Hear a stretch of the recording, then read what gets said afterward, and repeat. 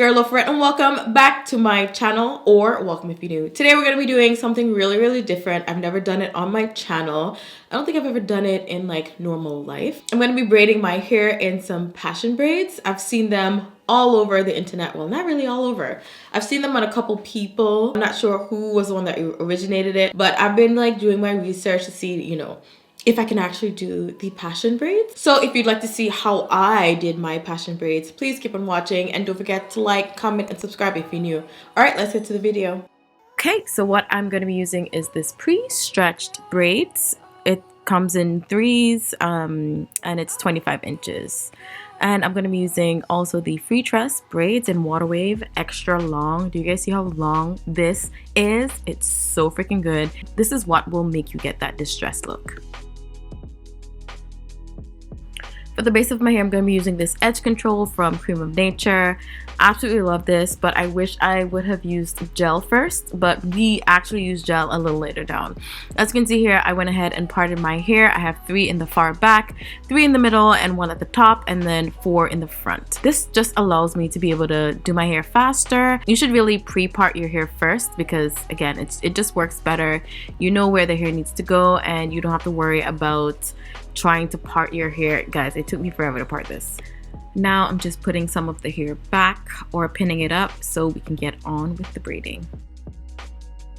So although the braiding here is pre-stretched, I like to also just stretch it out a little bit more because sometimes I feel like some of the ends are a bit blunt. So I just went ahead and stretched it out a little bit more, and this is basically the amount that I used.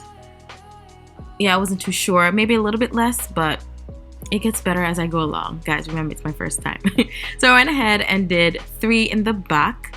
I was stressed out because this is a long process. If you fluff out this hair, it's going to be a lot harder to braid because all the hair is going to get tangled up. But if you just put it in your hair just like that, it actually works out a lot better because it's easier to braid. Alright, so for the knotless part, I went ahead and just pre-parted with my fingers the hair into 3 or the section into 3. Then I just braided 1, 2 first, and then I add braiding here, the straight hair. Let's start with straight and curly. So then I did 1, 2. So I braid 1, 2, and then I add some more straight braids. And then I just do that process until I get to a certain point, and then I would add braiding hair, straight hair, and curly hair.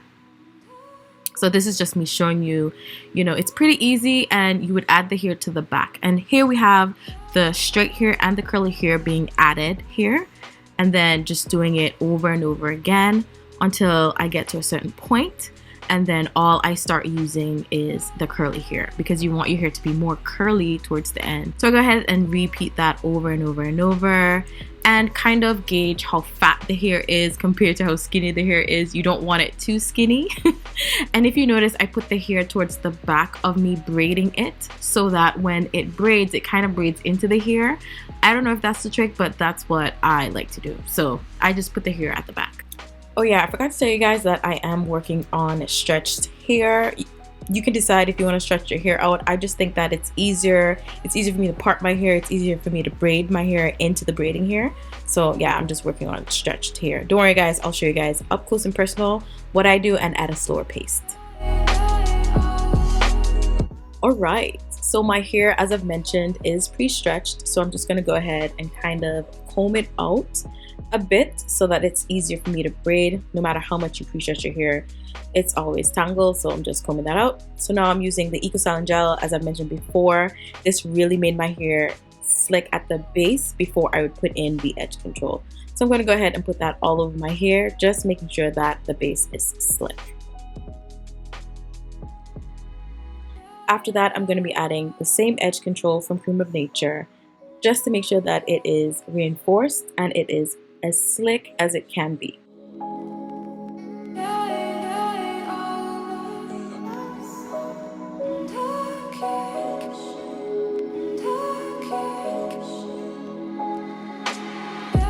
And then I'm going to be using my hands to kind of smoothen it out a little bit more.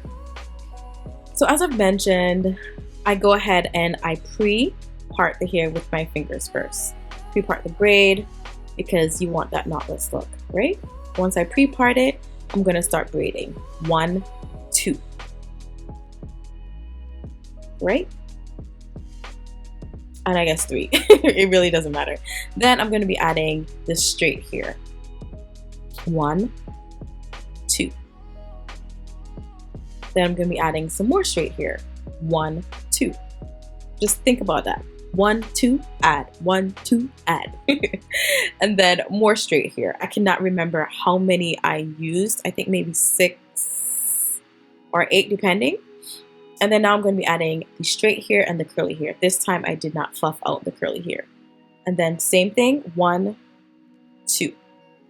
As you can see, I'm getting a lot better because I've been doing this for a minute. So it looks a lot better in the front than in the back. Then again, straight here and curly here, 1, 2. Then the same thing again, straight here and curly here, 1, 2. You guys can count how many here I used. I can't remember. And now I'm just adding curly here. And then from then on, I think I just added curly here.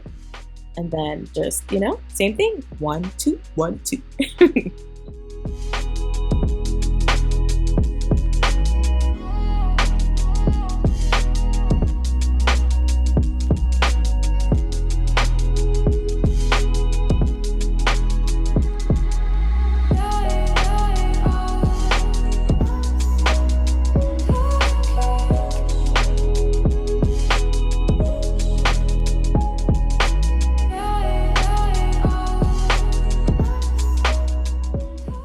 Now to seal the end of the hair so that it doesn't unravel, I'm just going to go ahead and use a piece or a part of the hair and just wrap it around, put a bunch of knots in there, wrap it around over and over and over, and then just finishing off with another wraparound, and that's it.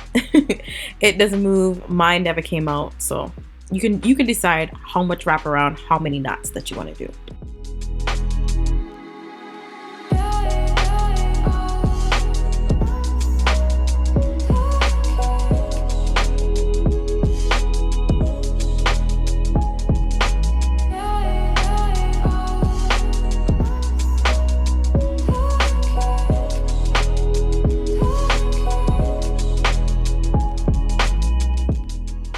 Okay, so we're on to the distress part. If you notice, I'm looking for the shiny parts, the parts that are not my hair, because I do not want to pull out my hair at all. I don't need my hair to be bursting and snagging. So I'm just going to go ahead and pull it out. I think I did my hair a bit too tight, but I'm just going to go ahead and just pull out the shiny parts because those are usually the curly hair, and just work my way down, making sure it looks very distressed, not trying to make it look uniform, and just work my way down to the tip. And yeah, just continue doing that over and over and over on all of the hair.